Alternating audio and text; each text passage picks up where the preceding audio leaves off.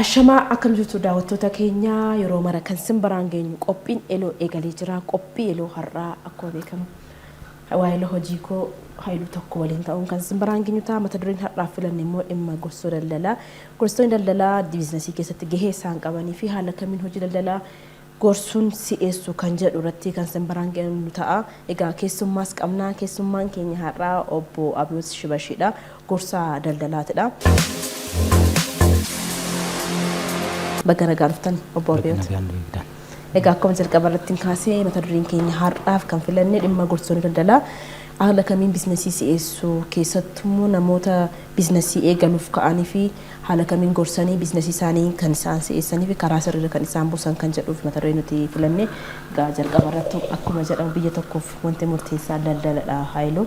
Mee daldalli akkamitti biyya tokkoof utubaadha yeroo baay'ee ni jedhama biyyi tokko utubaan ishee dinagdee isheef bu'uura kan ta'e daldaladha haala kamiin kan jedhu jalqaba irratti taasisu.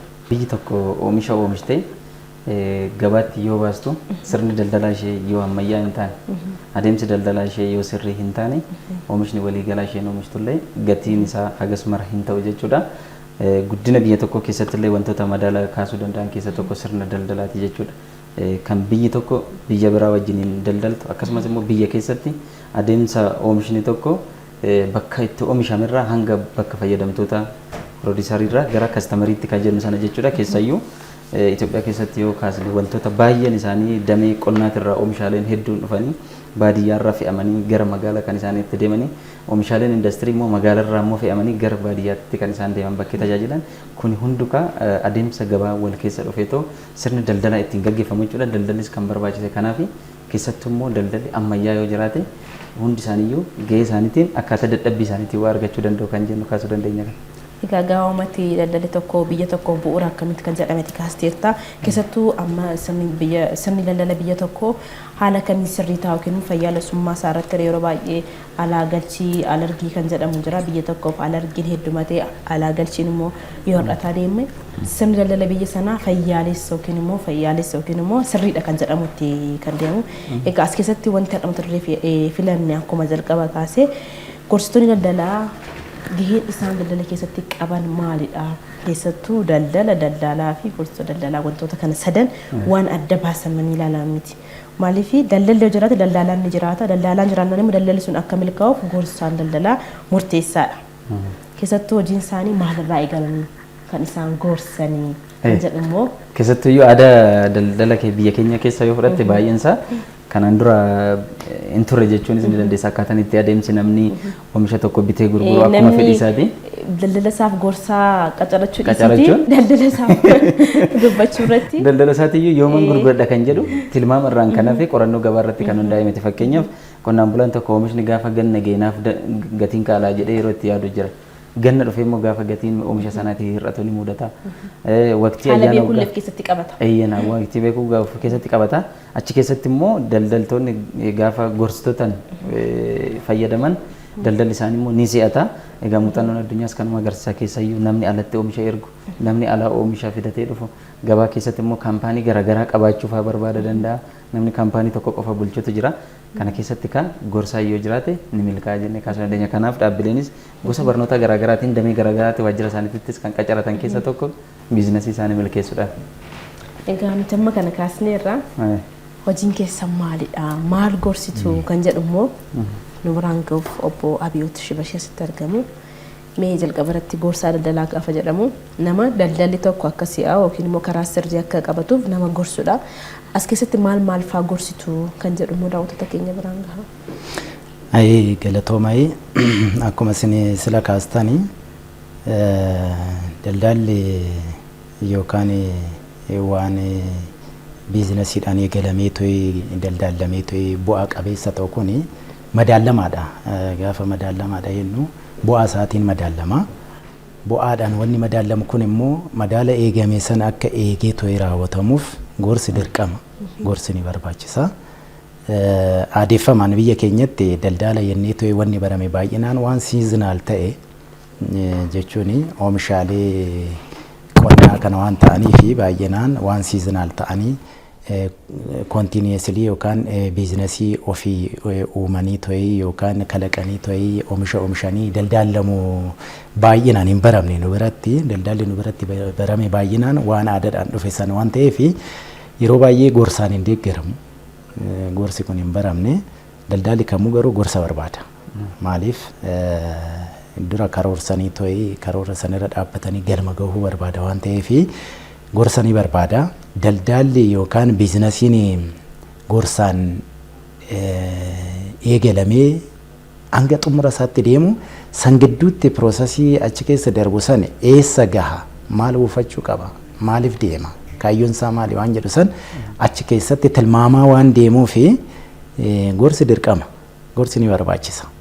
Kanaaf yeroo baay'ee amma maali namni gaafa biizinasii tokko jalqabu kalaqa addaa qabaachuu qaba yookaan innoveeshiniin itti dabalamuu qaba biizinasiidha gaafa jennu malee amma baay'ee naannoo biratti kan barame maal gorsitan hooyettanii wanni nu gorsinu waanuma daldala duraan ture san gorsinii jajjabeessuudha kan barame malee namni waan haaraa uumee yookaan daldala duraan qabu san irratti value addition yookaan waan haaraa create godheetu innoveeshiniidhaan jabeessee to'ee ol guddachaa akka deemu gochuun hin baramne nu biratti. Even namootuma gorsitoota taanee to'ee biiroo bannee to'ee tajaajila gorsaa kennaatii jiru kana biraan qabne ni jira. Hin aadeffamne tokkoffaan kana lammaffaa hin gabbanne wal simatanii deemuunis hin baramne. Even sirni bulchiinsaa keenya kan kana walitti hidhee deemu akkasitti hin baramne. Kanaaf rakkoolee akkasii kana waan qabuuf malee daldaalli gorsaan deeggaramee to'ee daldaalamu bu'a qabeessa. Yookaan dursa waan buufachuu qabu yookaan eessa gahuu akka qabu hin beeka. Durseet karoorsee ka'a waan ta'eef bakka yaada san gahuudhaaf tokkoffaa bu'aa qofa osoo hin taane gufuu achi jidduutti isa qunnamullee hin bara dursee. Even bu'aa dhabeessa illee ta'uu danda'a. Yoo an kasaarullee ta'e kasaaraa isaallee dursee to'ee estimeet godhee ka'a. Kuni na mudachuu danda'a jedhee namni ka'e tokko immoo bu'aa isaatiif maddiitti maal qabateera jechuudha hanqina yookaan waan riisk jennu san of maddiitti qabatee wajjin deemaa jira waan ta'eef gaafa daldala san gidduutti yookaan hojii isaa san gidduutti waa isa muddate rifatu fiixa ba'uu danda'a milkaa'uu danda'a jechuudha. Milkaa'inaaf gorsi barbaachisaadha tootaalii walumaa galatti waan baramee to'ee namni akkasitti wal hidhatee to'ee ogummaadhaan deeggaramee deemuu qabu waan ta'eef gorsi daldalaa milkaa'ina biizinasii tokkoon tokkootiif baay'ee barbaachisaadha. As keessatti isinis kaastaniitu tarii daldalli gorsaan durfamu yookiin immoo gorsa qabaatu hundumtuu milkaa'aadha jechuu ni dandeenya. Taati irratti hundaa'a. Tokkoffaa haala gorsaati irratti hundaa'a. Jalqaba isaan dura maaltu dursaa biizines pilaanii yookaan karoora daldalaa inni jalqaba qopheeffatee to'e ka'u sun murteessaadha. Waan inni fuulduratti achi fageessee to'e ilaalee to'e deemu suni karoora daldalaa isaa keessatti waan hammachuu qabu hunda hoo hammate akkasitti yoo maarkeet anaalisisiin isaa hojjetamee to'e waan hunda hammatee to'e deeme milkaa'inni isaas isarra dhaabbata. Yeroo baay'ee wanna dubbatamu tokko jira dhimma karoora daldalaa kanarratti namni tokko gaafa karoorsu achi fageessee ilaaluu qaba jedhan faranjoonni close your eyes look ahead then plan jedhan ija kee cufadhuutu achi fageessi to'e namni amma hoo fuuldura ilaalu waa baay'eetitti mul'ata. Waa hundammoo hawwanii to'e milkaa'an waan mul'atu san keessa waan mul'ata galma gahuu danda'u. Qabxii isa guddaa nuti irratti hojjennee milkaa'uu dandeenyu san keessaa piik godhanii to'ee kaa'u cuunfaa sammuuti baay'ee cuunfaa sammuuti waan sammuun kalaqee to'ee yookaan yaadee to'ee waan gaarii bu'aa buusuu danda'u tokko filachuu danda'uuti waan ta'eef kanaaf akkasitti intimeetilii akkasitti jecha akkasii fayyadamanii to'ee kan dubbataniif yeroo baay'ee kanaafidha waan dura karoorsinee kaanu san irra dhaabanneeti. Waan gaarii kalaquu milkaa'uus kan dandeenyu malee hundi hin milkaa'a jenneetis immoo akkasitti dubbachuun hin danda'amu. Amma fakkeenyaaf karoora daldalaan tokko biizines pilaanii isaa meeqa isaatu barreeffatee lafaa qabas kan jedhu kaasuu dandeenya. Amma dhaabbileen gurguddoo gaafa hojjetan karoora gurguddaa qabaachuu danda'u sirna faayinaansii ammayyaa ta'e. Asirratti jechuudha barreeffachuu dhiisitii amaloota biizinasii biyya kanaa ilaallee yeroo baay'ee nuti akka kaasnutti biizinasii barreessuu mitiiti kan kan tokko hojjete tokko koppii yookiin immoo koppii peestii wanta jedhamu jira. Wal harkaa fuudhinsa kana keessatti immoo soonatti dabaluun illee hagas hin baratamu. Kanaaf haala kana keessatti biizinasii barreeffachuu yookiin barreeffatanii biizines pilaanii barreeffatanii kaa'uun haayilu xiqqoo. Ulfaata. Dhaabbilee xixiqqoo amma namoonni sadarkaa gadiitti yoo hojjetan karoora biizinasii isaanii yoo baay'een isaanii sirrii ta'uu dhiisuu mala. Garuu immoo sirna faayinaansii ammayyaa keessatti gaafa yaadne karoorri biizinasii isaan qabatan sun bifa kamiin qindaa'ee akkamittiin qophaa'ee eessatti immoo maal qabata kan jedhu yoo ilaalle baay'een isaa yeroo itti rakkoo ta'u hin mul'ata. Dhaabbilee gurguddaa keessatti immoo sirna faayinaansii isaanii illee sadarkaa PLCtiin gurguddoon warreen jiran kan oomishaa ta'uu danda'u kan tajaajila ta'uu danda'u alergii fi alaa galchii irratti warra hojjetan ta'uu danda'u wantoota san yoo ilaalle akkaataan isaan itti biizinasii hojjetan gorsaadhaan yoo qabaatan hundi milkaa'uu dhiisuu danda'a kan jedhu san kaastanii jirtu sunis fakkeenyaaf amma dhaabbanni biizinasii qabu tokko gara keessan gaafa dhufu biizinasii isaa san waan irra jiru san irraa ka'ee ta'u bakka wayiitti ce'uu barbaada. Isin gaafa gorsitan kanneen sanitti qormaata ta'anii jiranii wanti akka qaawwatitti isin baay'inaan ilaaltan maal kan jedhu yeroo baay'ee kufaatiin dhaabbilee yeroo mudatu kan mul'atu waan ta'eef. Yeroo baay'ee amma maali karoorri ka'uu kan qabu yaadarraa barreeffamaanii miti. Baay'een isaanii amma erga kufanii faa qacarachuu jira nama gorsaa daldalaa yaammachuu jira jidduu gaanii gara itti naannessan gaafa dhaban faa yaadachuu jira akka hubannoo keessanitti yookaan immoo wantoota isin keessa dabartanii yoo ilaaltan iyyuu meeqatu dursee karoora gorsaa daldalaa qaba otoo hojiin eegalanii dura kan jedhu hin baramne waan akkasii yeroo baay'ee amma gaafa mudannoon isaan mudate yookaan kufaatiin addaa isaan qonname gara gorsaatti deeman malee dursanii ta'ee gorsaan deegaramuun kun hin baramne nu biratti lammaffaa immoo maali gaafuma dura laalluyyuu yeroo baay'ee wanni barame maali katabanii waan barreessan san irraa ka'uudha malee yaada kalaqanii yaadarraa ka'anii ta'ee daldalatti galuun hin baramne. Kanaaf gaafa san maal ta'anii hedduutti waan isaan mudatu hin beekan tasa waan isaan mudatu san. Loosiis haa ta'u ayizaroof wanni biraas haa ta'u kufaatii biraas haa ta'u isaan qunnama gaafa isaan qunname sani gaafsan kaachuu dhaqanii balaan akkasii ni mudata yeroo baay'ee dhaabbilee tokko tokko irratti amma dhaabbata gorsa kennaafii ture tokko yeroo baay'ee rakkoo faayinaansiiti wanni inni yeroo baay'ee itti deemu rakkoo faayinaansiin furamnaaniif oomisha keessa gali.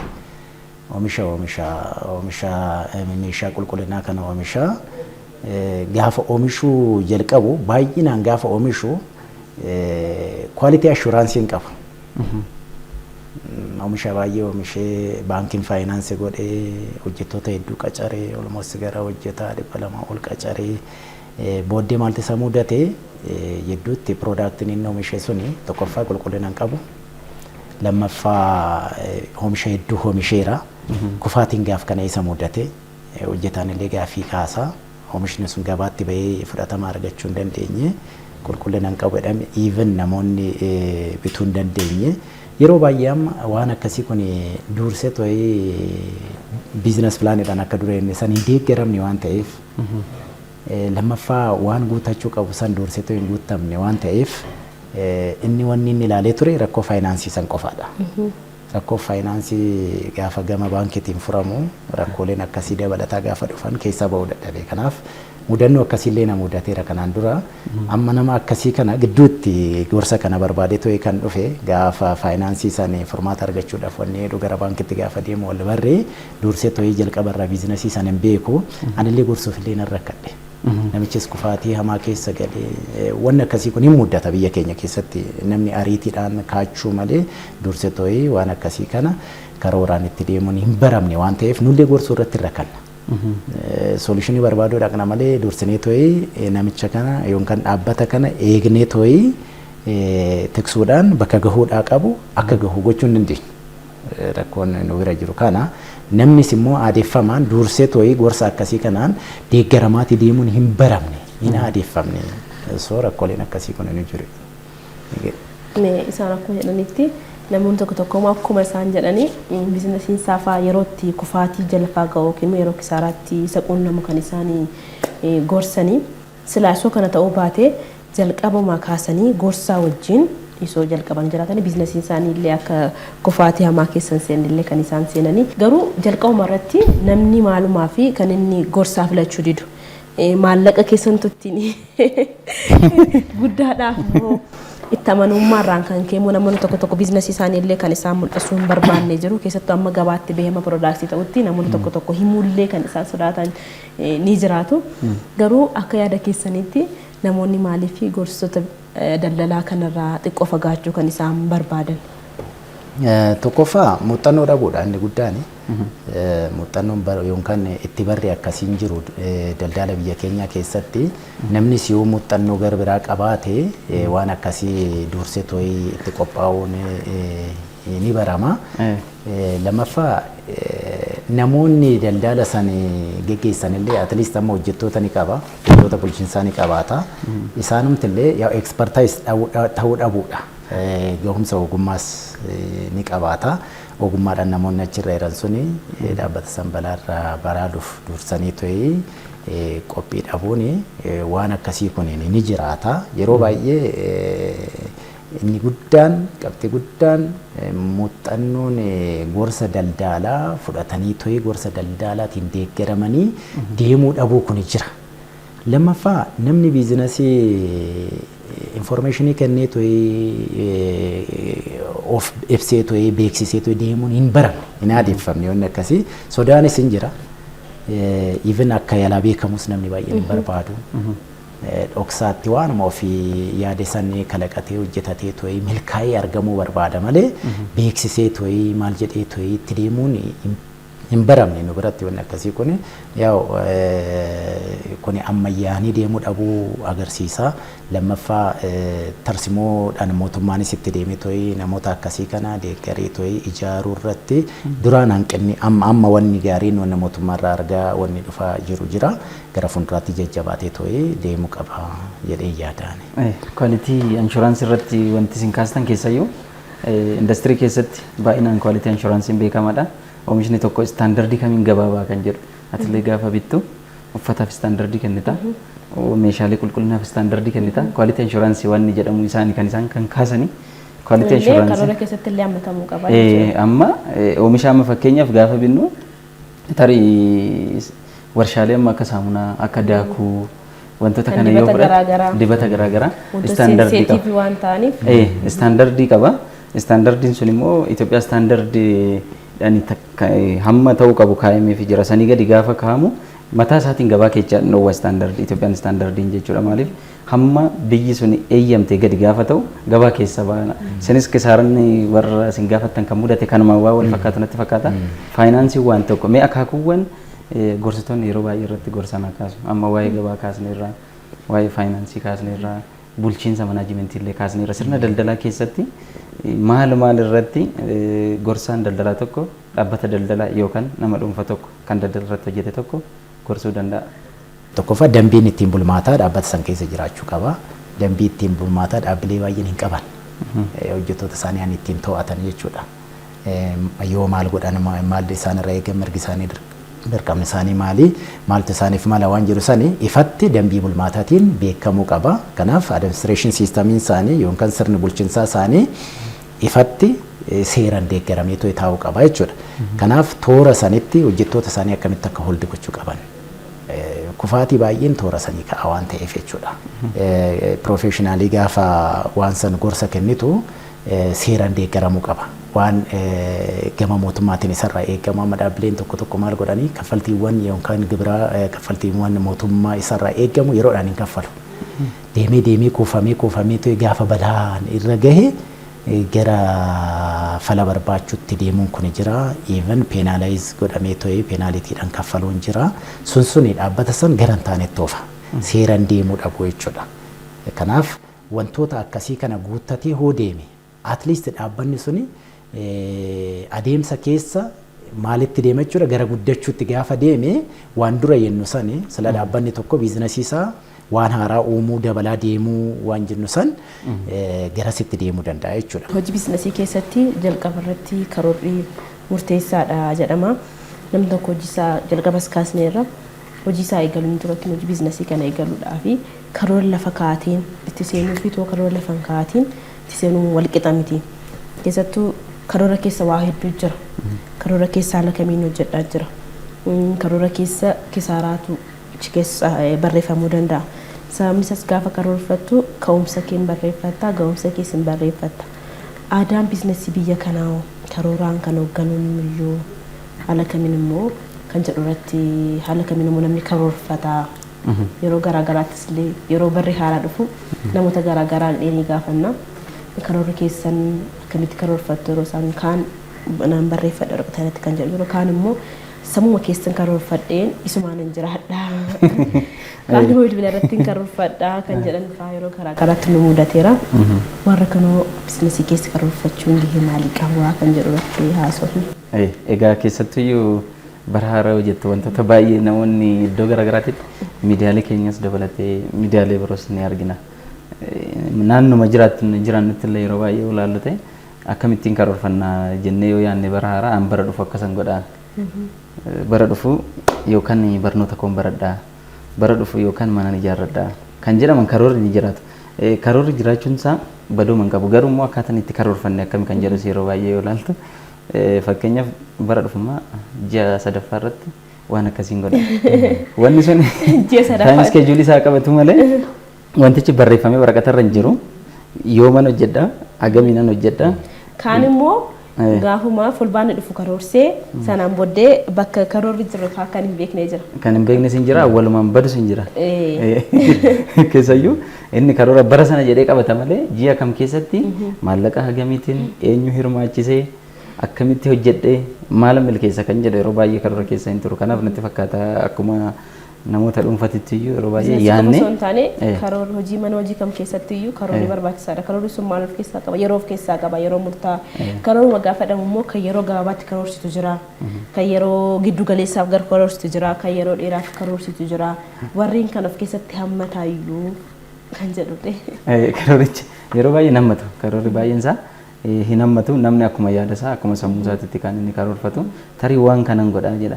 Waan sana immoo gochuu kan dandeechu sila karoorichumtu isinis warri gorsitoonni daldalaas akka gorsitanitti karoorri tokko yoo dhufu ji'a dhufuun waan akkasii godha jedhee gaafa karoorfatu akkuma jenne sana baajeta isaanii karoorfata, manaajimentii isaanii karoorfata, qorannoo gabaa isaanii karoorfata. Sana booda dhagalee kan inni hojjechuu danda'u. Fakkeenyaaf namni mana ijaaru tokko ji'a ja'an booda mana ijaara yoo jedhe qorqorroodhaaf meeqa akka baasu, gabaa isaanii qorata, bulukkeettiidhaaf meeqa akka baasu, akkasumas immoo harka ogeessa harkaatiif bishaan, ibsaa wantoonni jedhamanii mana tokko guutuudhaaf barbaachisan hundi isaanii meeqan baasaa jedheetoo hojjetatee hojiitti gaafa gale amma kana karoora jennee kaasuu dandeenya jechuudha. Maaliif kun iskeejuulii isaati hojii jalqabeera adeemsarra jira gaafa xumurate immoo saniin madaallatee kaa'a jechuudha.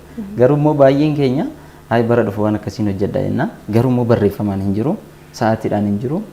Bara kana jedha barri sun yoom ta'a fulbaana tokko hanga hagayya 30 keessa isa tokko ta'a jechuudha. Kun kisaara keessatti illee nama fida waan ta'eef kanuma wal qabsiisnee isaaniif gaafiin nuti dukaasna jedhee yaadu. Keessayyuu daldalaan tokko sirna ammayyaa keessatti kan immoo daldala afaan ingiliffaatiin isaa professionaalii ta'e horachuudhaaf amaloonni inni guuttachuu qabu maalidha? Daldalaan tokko daldala ammayyaa jedhame akkaataa amma addunyaan itti jirtu keessatti bifa sanaan kan deemuu danda'u daldalaan ammayyaa nuti jennu isa akkamiiti? Daldala ammayyaa gaafa jennu akka dura jenne tokkoffaa ogummaa gahaa qabaachuun dirqama. Muuxannoodhaan illee deeggaramuun dirqama. Teeknooloojiidhaan illee wal bira qabee nama deemu ta'uu qaba. Ammayyaa'ee kan jennu global wise yaaduu danda'uu qaba yookaan kalaqa biizinasiin namni sun daldalu suni sadarkaa addunyaatti waan fala fiduu danda'u yookaan waan jijjiirama fiduu danda'u yoo ta'edha. At least sadarkaa biyyaatti illee waan fala fiduu danda'u uumuu danda'u isarraa eegama. Dhaabbatumti dura ture illee akka biyyaatti maal ta'uun qaba? Akka dura siin kaasaa turtanii maal gochuun qaba? Bara kana, bara ittaanu kana, baroota dhufan kana, long term, short term yaadda baasee ta'ee jijjiirama inni fiduu qabu sadarkaa addunyaatti oligoo ta'ee ta'ee mul'achuu ta'uu danda'u qaba jechuudha. Kanaaf gaafa kana jennu immoo kana gaafa kaasnu tokkoffaa teeknooloojii kanaaf isa barbaachisu yaaduun isarraa eegama. Kalaqa haaraa isa barbaachisaa jechuudha. Yookaan akkamitti deemuu akka qabu, maashina akkamii akka qabaachuu qabu, jijjiirama akkamii akka fiduu qabu. So teeknooloojiidhaan deeggaramuu qaba. Yoo dura haala aadaatiin ta'e gara teeknooloojii hoo ammayyeessuun isarraa eegama ta'e ammayyeessaa deemuun dirqama jechuudha. Gita tokko ol dabaluudhaaf dirqama teeknooloojiin barbaachisaadha. Lammaffaa ogummaan ni barbaachisa. Ogummaa isarraa eegamu namni tokkoffaa mataa abbaa biizinasiitiin lammaffaa hojjettoonni isaallee gahumsa qabaachuu qabanii sadarkaa sanitti ol fiduu tireeningiidhaan jabeessaa deemuun ammayyeessuun dirqama jechuudha. Karaa biraatiin muuxannoowwan adda addaa horachuun dirqama. Muuxannoon inni horachaa deemu dhaabbilee kanarraa sadarkaa addunyaatti amma addunyaan maalirra jirti maaltu barbaachisa waan jedhu san ammayyeessuun dirqama waan ta'eef jechuudha. Yeroo baay'ee warri gamaa maal jedhanii kophee bitaa jechuu osoo hin taane kophee namaaf mijatu yoo irree jennu nutti tolu deemsaaf nutti tolu bitaa nuun jedha. San jechuun jechuudha qodaa oomishaniitu gabaatti baasu osoo hin taane qodaa sanirraa kwalitii ammamiitu yookaan barbaachisummaa isaantu convenient kan ta'e gabaatti convenient kan ta'e gaafa dubbannus amma kanaaf teeknooloojii qixa kanaan yoo oomishne oomisha duraan oomishnu sanirra ol si'eessineetu yoo gabaatti baasne maal haasofna kominikeeshiniin barbaachisaadha waan ta'eef infoormeeshinii laachuun vaakaansii adda addaa hojjechuun gaafa vaakaansii hojjennu amma yeroo baay'ee miidiyaatti vaakaansii nu biratti hojjetu maalidha oomisha akkanaatiin oomishnee akkas goonee gabaatti baasnee jedhama malee qixa kwaalitii kanaan gabaatti baane waan jedhu hin jiru. Waan addaa gabaa san keessa yookaan biizinasii nu keessa jiru san keessa biizinasoonni oomisha keenya fakkaatu oomishan jiraachuu malan. Hannu oomishnu sun hannu gabaatti fuunee baanu sun adda ta'eetu kan mul'atu maalidhaan? Bishaan fuunee baana hoo ta'e bishaan dhugaatiidhaaf qulqulleessinee ta'ee fuunee baanu sun kaanirra maaliin addummaassa? Nyaata hoo ta'e nyaata nuyi gabaatti baasnu suni uffata hoo ta'es akkasuma. Uffanni nuyi gabaatti baasnu suni qilleensa moodarii ta'e nu kenna yookaan parsantii ammanaatiin tajaajila ammanaa nu kenna waan jedhu san ibsuu danda'uu qaba jechuudha. Kominikeeshiniin nu laannu suni konviniyeensii qabaachuu qaba. Namni waan dhandhamee ta'e jaalatu qabaachuu qaba jechuudha. So kana jechuun maal jechuudha ammayyeessaa deemuu. Kanaaf immoo ekspertaayiz gochaa deemuun dirqama jechuudha gorsaan. Even dhaabbileen tokko jijjiiru amma dhaabbileen gorsaan milkaa'anii wanni jedhanii akka tasaa waan mudateeraan gorsa daldalaa kanarratti maamilli kiyya tokko cirracha oomisha biyya alaa ture dhufee almost gara waggaa 10 wayii achitti hojjechaa dhufe almost parsantii muraasa kaashii yookaan kaapitaalii ofii invest godheen ala naannoo gara miliyoona 45 ol liqii baankii ofirraa qaba. Akka tasaa namni kun amma alaa dhufee amala biizinasii biyya kana keessaa sirriitti daa'imummaadhaan ala bahee sirriitti hin beeku gabaa kana keessa galee idaa baankii ofirraa qaba. Idaa baankii kana qabatee ta'ee biizinasii kana keessaa bahuudhaaf ammayyaa'uudhaaf gaafa laallu keessaa bahuu hin dandeenye. Even baankii ripee gochuu hin dandeenye idaa baankii san xumuruudhaaf baay'ee ulfaate biyya alaa dhaabbilee adda addaa keessa hojjetee dhufuunsaa faayidaa qaba ture. Alaa wanni inni baree dhufeera.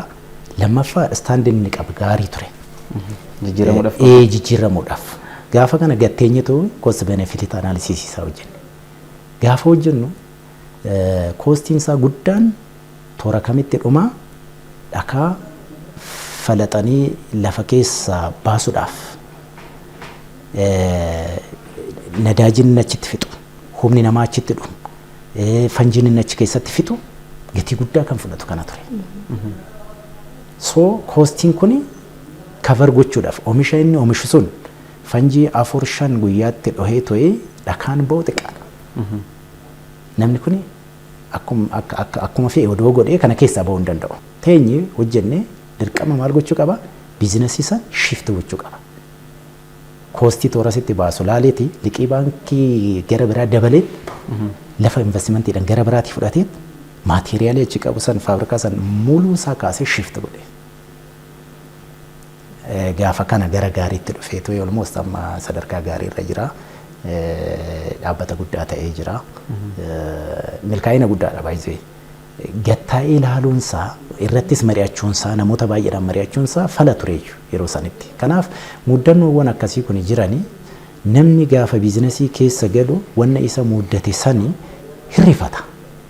Amma dhaabbileen biyya keenya keessa jiran kan abbaa ilmatti hin darbu. Amalli biizinasii garaagaraa keessattuu kan biyya kanaa abbaarraa ilmatti darbu yookiin biizinasii maatii yookiin immoo daddarbuun kun hin baratamne kan isin jettanii egaa nuti yeroo baasnee biizinasii maatii jennee irratti mari'achaa turreerra.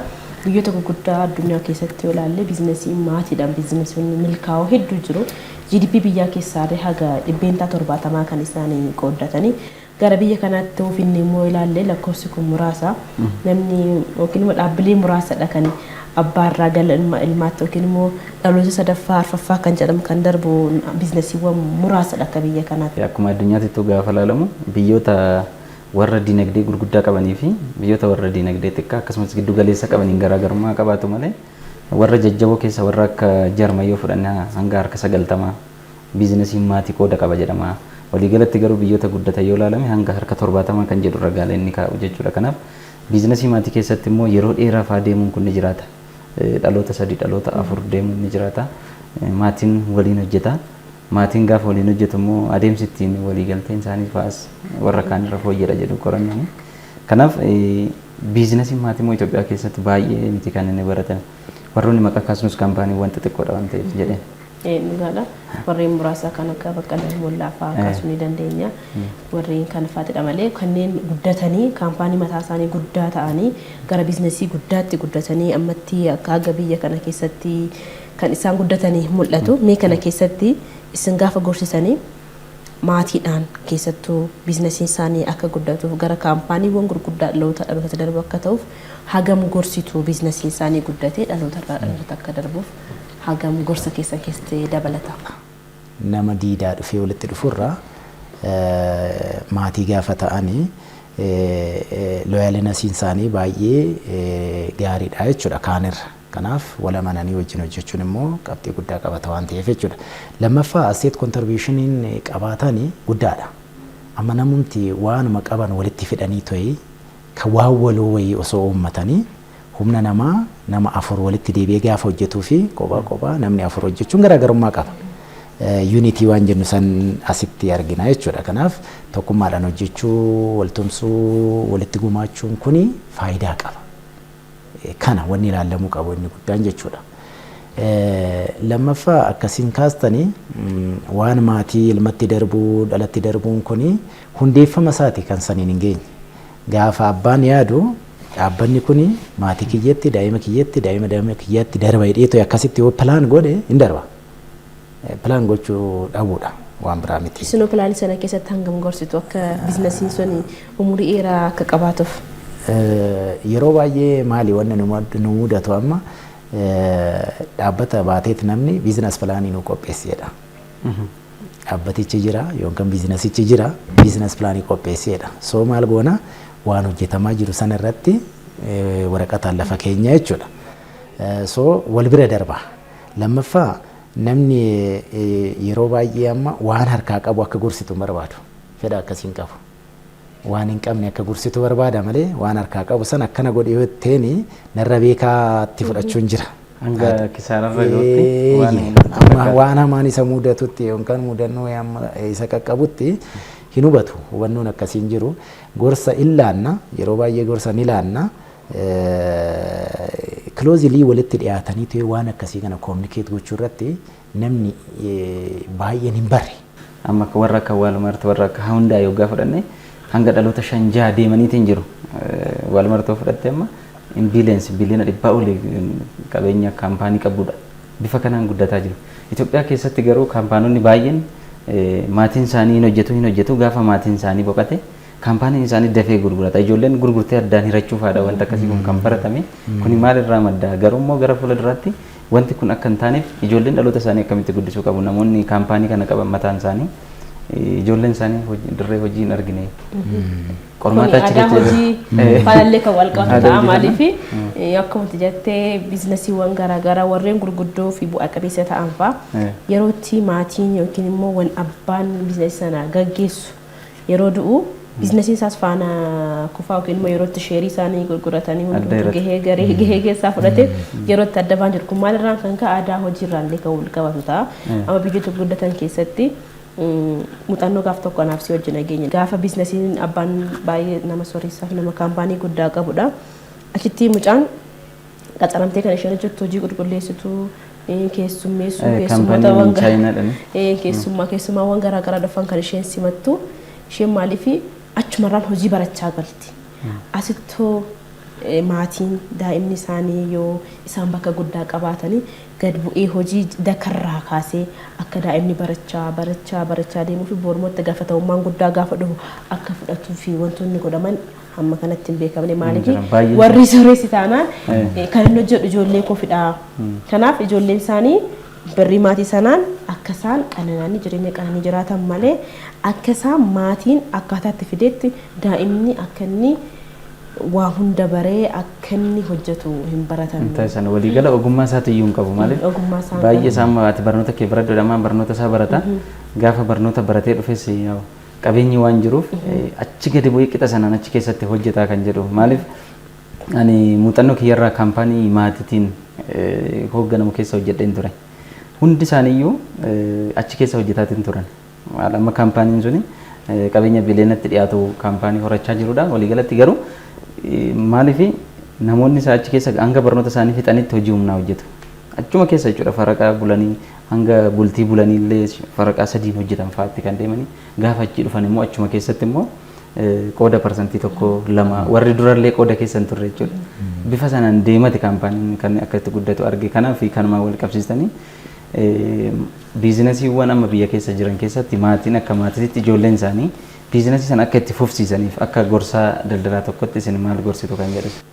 Dhaabbileen yeroo dheeraa akka turaniif gochuudhaaf gahee guddaa kan taphatu hundeeffama isaati irratti akka dura jenne sani namni gahee maal qaba achi keessatti eenyutu sheerii akkamii qaba waan jedhu sani waan hunda of keessaa ulaagaa guuteetu yoo hundeeffame namni tokko akkuma barbaadetti diigee bahuu hin danda'u. Hundeeffamni isaa hin daangessa waan ta'eef jechuudha. Lammaffaa waan gumaachuu qabu. Waan gumaachuu qabu san yookaan hojii san keessatti waan hojjechuu qabu san ulaagaan taa'ee fi ta'e yoo hundeeffame yeroo dheeraa abbaa irraa ilmatti ilmarraa ilma ilmaatti darbuu ni danda'a. Kanaaf hundeeffamni isaa murteessaadha. Haalli dhaabbanni sun ittiin hundeeffamee ta'e gara fuulduraatti itti fufuu danda'u kana yeroo baay'ee malee bara kana bu'aa gaarii qaba bu'aa bara kanaa hirannee ta'e dhaabbanni kun taafuuf jedhame dhaabbanni sun fiichariitii isaa miidhaa deemna jechuudha. Innaa kan milkaa'e amma yeroo baay'ee biyya keenyatti kan milkaa'ee arginu maali baank indastiriidha. Baank indastiriin siistemaatikaalii yaa wanni isaa kan hidhameedha. Akka barbaannetti bulchuu akka barbaannetti wanni jechuu hin dandeenyu. Sanirraa hanafe hin hundeeffamanii yeroo xiqqoo hin turanii akka aksiyoonaatti illee gaafa laallu jechuudha. Aksiyoonni adda addaa hin hundeeffamanii yeroodhaan booda maal ta'an hin kufan. Kun immoo maal gaafata seetan konsistansii hin qabu. Dhaabbileen hundumtuu konsistansii qabaachuu qaba. Akka bara darbeetti yookaan mooraalii bara darbeetiin bara dhufu itti fufuu danda'u. At least sadarkuma dura jalqabe sana inni itti fufuu danda'u qaba. Gadi bu'aatii mooraalin isaa gadi bu'aa hirraafatamaa gaafa deemu maal ta'a amma yeroon deemaa deemu dhaabbatichi gadi bu'aatii deema. Inna muuxannoon achi keessatti horatamaatii deema amma warri adii kun yeroo baay'ee maal godhani mana keessatti konkolaataa nu hiraate manatti konkolaataa dhiqsiisuu maal jechuu hojii xixiqqaa waan akkasii kana daa'ima isaanii hojjisiisuun hin baramne nu biratti. Qabeenyi jira taanaani duuba qabeenyi jira waan jedhu san yaadaan malee akkamitti akka dhufe hin beekan waan ta'eef aadeffama waan qabnu san qabanneeti gara fuulduraatti deemuun kan danda'amu waan ta'eef akka dura kaasne muuxachiisaa deemuun muuxannoo akka argatan gochaa deemuun eksersaayis gochaa deemuun daa'imummaarraa waan akkasii baraa deemuun jaalala itti hora. Lammaffaa dhaabbatichi maal akka ta'e baraatii deeman akkamitti akka dhufe baraatii deemanii suni nu biratti hin baratamne nus amma yeroo baay'ee waan akkasii kana qixa saniin gorsuun hin jiru. Hanqinni ni jira hanqina ekspiriyaansii dhabuu kun nu biratti hin jira. Hanqina ogummaa qixaan dabarsuu dhabuun kunis hin jira. Kolleektiivili biyya kan jennu kanaadha. Ani bakka jirutti dhaabbanni 20 hona jala jiraate dhaabbata 20 san gorsee to'ee qixan gorsuu qabuun hongorsee dhaabbate hojjettoonni achi jala jiran nama kudhan qabaatan hojjetaan 200 maatii isaan jala jiru immoo akkasitti wal eeganiitu jiraachuun kan danda'amu yeroo baay'ee qixa saniin gorsuu fi akkasitti ilaaluun hin baratamne. Waan gaarii arguudhaaf jijjiirama biyyaa arguudhaaf dhaabbilee harkaa qabnu akkasitti gorsinee to'ee karaatti fiduun dirqama. Daawwattoota keenya qophii eloo kan torban kanaatiin dhimma gorsitoota daldalaa irratti xiyyeeffannee kan simbiraan gahaa turre haga ammaa ture torbee mata duree haaraatiin haga wal agarruutti torbee gaarii isiniif haa ta'u.